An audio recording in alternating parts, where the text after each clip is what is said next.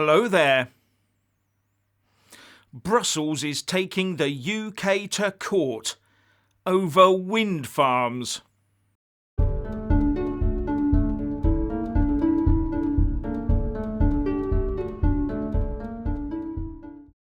How many times were we told by the Remoaners during the Brexit debates that the EU didn't need the UK? They don't need our business and wouldn't miss us, they said. Well, how come the EU is now taking the UK to court because we're using too many UK components in our new wind farms? Now, whether you like wind farms or not is not at issue. Here we are post-Brexit and still Brussels is trying to dictate to us. The Brussels bureaucrats are claiming that we have to let their businesses supply those parts, with an EU Commission spokesman saying, "Discriminatory trade practices such as local content criteria in the UK subsidy scheme directly harm EU suppliers." Directly harm after Brexit, after all the guff we were told about the UK sliding into oblivion. Now, according to the Telegraph, 5 new offshore wind factories have been established in UK waters within the last year, and that involves 3,000 jobs and £1.5 billion of investment.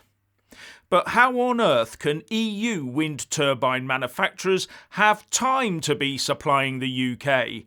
After all, they must all be so heavily engaged right now in building wind farms across the whole land and waters of the EU so as to help reduce their reliance on Russian gas.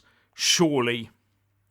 And the Telegraph quotes a government source as saying, "We are disappointed that the Commission has taken this course of action at a time when we are focused on increasing our energy security and supply of homegrown renewable energy." And another Whitehall source said that the EU does much the same thing as we're doing anyway, so what's the beef? In fact, the whole customs union and single market setup is designed to stop external competition in their market. Just look at Northern Ireland and the Irish Border Protocol. The rest of the UK is basically frozen out of supplying anything into Northern Ireland, which is a part of the UK.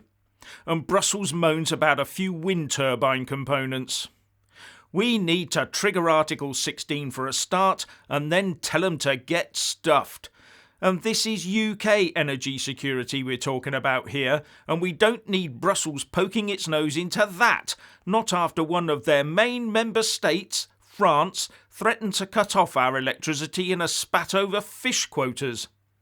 And that may be the big worry for the EU, a self-sufficient UK, a UK they can't threaten, bully and boss about anymore.